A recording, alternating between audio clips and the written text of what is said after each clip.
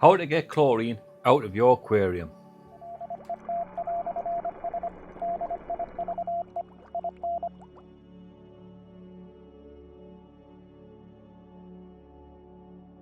Ever done a water change, feeling proud, then realised that your fish are looking like you've just served them bleach on the rocks? Yeah, that's chlorine. Let's fix it. Tap water for humans is great. Keeps us hydrated and it makes a lovely cuppa. But it's literally a chemical cocktail for your fish. Chlorine and chloramine are added to your waterworks to kill bacteria before it hits you. Unfortunately, fish are like bacteria with fins. Today we're going to cover 4 ways of how we can get rid of chlorine in our tap water. From quick fixes to pro setups, we'll cover 4 different ways and one of the myths about getting rid of chlorine out of your water. Method 1, the classic dechlorinator, aka liquid magic. Let's start with the classic bottled dechlorinator. 1 cupful, give it a swirl, and it's like a magic potion. Instantly detoxes. Think of it as milk getting added to a curry. It doesn't get rid of the problem, but it does stop the burning. It neutralizes chlorine and breaks down chloramine almost instantly. Just check the label. And some are so concentrated, it's like making thick soup. And yes, it really works. And if this was on a dating app, its profile would state fast, reliable, doesn't ask questions. And this was probably the method that was first recommended to you in the pet shop because it costs money and they want to keep you coming back spending that. So that's the first one. Tap water conditioner. Method 2, let it breathe. Gassing off chlorine naturally. Next up, good old-fashioned patience. If you bubble off in large containers water over 24 hours, then the gas exchange happens naturally. The disruption in the meniscus causes the chlorine to evaporate into the air. You'll probably smell it at the top of the container as you're doing it. No chemicals, no force, just bubbles in time. The downside, chloramine doesn't take the hint. It hangs around like an unwanted party guest, fouling up the air, and no amount of bubbling is going to get rid of it. So you need to find out whether your water supplier uses chlorine or chloramine or a mixture of both. It's perfect for the patient aquarist, but if you're like me and you've got ADHD and you think, oh, squirrel, it's not good for you. That was a little Homer Simpson reference. Myth busting moment. Let it just sit overnight. Okay, let's bust the myth right now.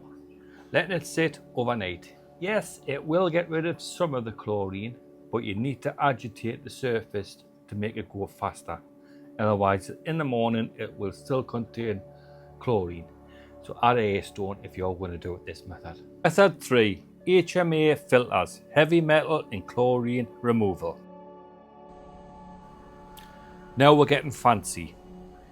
HMA filters, or heavy metal and activated carbon filters, remove chlorine, chloramine, and most of the heavy metal traces, nasty things from your tap water.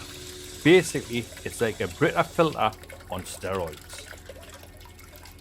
Trap the chemicals before it even hits your tank. You get clean, safe water straight from your filter into your tank. And if you do it the right way, you can actually put it on a mixer tap and have hot and cold running into the tap, so it isn't such a big fluctuation in temperature when you do your water changes. Only downside to that part of it is you need the plumbing and the costs to change your filters. Depending on how many tanks and how much you actually run through, you might do that once a year, twice a year, or even 3 or 4 times a year. Look into it yourself before you go down this route. It's fantastic, like I say, cuts out all the guesswork and it's just straight in your tank, good clean water for your fish.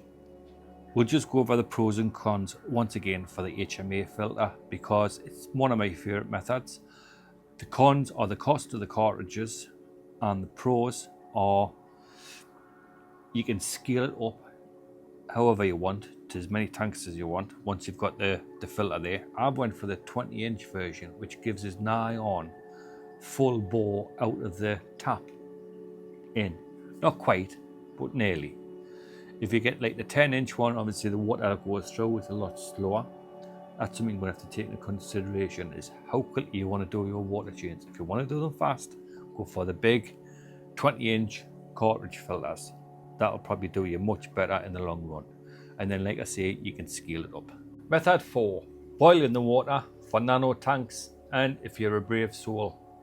Right, this one's a bit of a niche. But for tiny tanks, what you can do is you can boil your water to remove the chlorine. Boil it for about 10 to 15 minutes and the chlorine evaporates. Simple, scientific, slightly ridiculous. This method will cost you quite a bit. That's why I said it's great for nano tanks, because it's not too much water to boil. You couldn't go around boiling water for that. I mean, you could in an emergency if you were stuck in when you were using this and you had run out over the weekend. You could do it that way. But would the wife or the husband appreciate all your pots and pans on the stove boiling away water for 15 minutes? I don't think so. I know mine wouldn't for a start. And if you do use this method, just remember to let the water cool down. We're not making a fish stew. Oh, matron, fish stew. A lot of people use a mixture of all these methods. I still do. I use my HMA down here, and just for conveniency till I use it up, I use this on the 2 tanks upstairs, just because it's easier than taking hose pipes up from the garage and all that sort of stuff. Just because I've got a white coat on, don't listen to us. Pick a method that best suits your needs. I'm not here to dictate. I'm not even a doctor. So pick a method that best suits your needs going forward. A lot of people stick with the chemical, and a lot of these you've got to be careful with, because they also come along with added extras that tell you that it binds ammonium and binds ammonia and all that sort of stuff, and nitrite. You want to keep away from them. Basically, if you're using this with them kind of bonding agents in, it's only going to slow down the cycle of your tank. So try and keep away from it. If you want to use tap water conditioner, try just using tap water conditioner. Try to keep the chemicals out your tank as much as possible. Let it cycle. Can't beat that. Chlorine will destroy your cycle, and you don't want that neither. So make sure you do one of these methods. And once you find your favorite method, stick to it.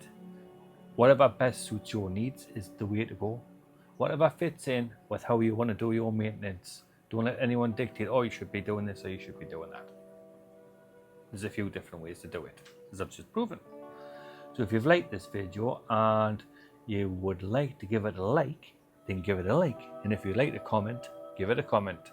Entirely up to you. There's a new thing called hyping. I think you only get 3 chances a week to hype.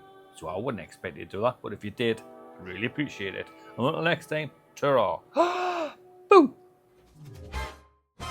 And if you haven't had enough of my ugly face, why not give this next video a watch? Where I'll probably look a little bit better. I might have a beard that hides me double chins. Give it a watch.